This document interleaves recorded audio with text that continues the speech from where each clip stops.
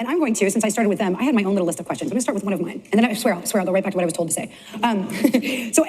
Rumor has it, this is Chuck and Bill, that you guys were together, your friends, you're like, let's make a show, and you went through a few other things, and then you went back to your days of being a computer programmer, and you're telling stories, and you're like, hey, but at some point, you guys went, I know, physicist, that will be hilarious, right? So that is fascinating to me, and it is hilarious. So first of all, the concept of what was it that made you know that putting physicists in a comedy would be hilarious? Well, we'd all seen A Beautiful Mind, and what a funny movie that was. We originally talked, could that be a musical? Yeah. Chuck's thing. No, actually, yeah, we were going all over the place looking for something to do together, and I don't even know why you were telling me stories about computer programming in New York in the 80s, and talking about the guys that he worked with, and they were fascinating. They were deeply troubled. They were fascinating, and we were also working on an idea about a young woman who's going off to the big city to, sounds strangely like Mary Tyler Moore, but to start her life, and there was a moment in the room where we went, well, what if these guys met that girl? Yeah. And then we proceeded to... But Chuck didn't want them, because we had talked about computer programs, and Chuck didn't want them to be in that world, because that was a world of commerce and, you know, the Microsoft kind of world. And, you know, he kept stressing that they should be really smart, but something that was separate from the money-making world. And at some point, we started talking about science. And I remember, because then we went out and we picked up the Richard Feynman book, because I'd read it, and I said, well, read about this guy. And I think that's sort of what we're trying to do. Yeah, to taking them out of the money world of the next killer app. They immediately became more interesting. And, yeah. well, I met a girl. No, a human girl? Homo sapien. A biped? Yeah, and contrary to all probability, she finds me attractive on a number of different levels. Really? God, that's wonderful. Wow, there's no accounting for taste, is there? Should I marry her? God, right.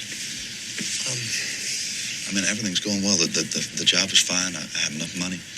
It all seems to add up. But how do you know for sure?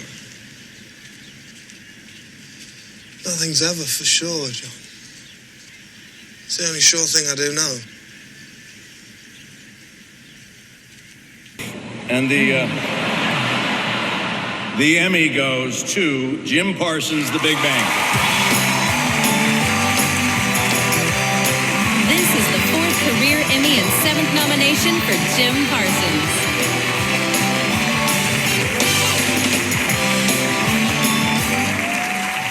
Wow. Oh, my God. I really don't believe this. I want to start off by saying something to the other nominees in the category. To say that I watch your work and I feel inspired is a bit of an understatement. I watch you work, and all of you, and I see you people doing things that I couldn't do.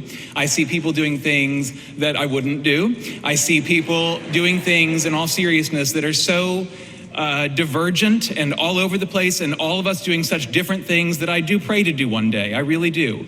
But that's the landscape we live in, and this is all a long way of saying there's no accounting for taste, and that's through a lot of good fortune I stand up here tonight.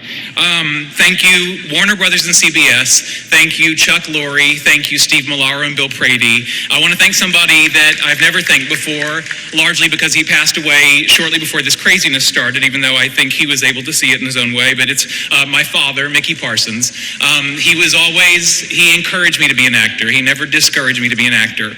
And in a career that hinges so much on confidence a lot of the time, that was a really great gift. So thank him.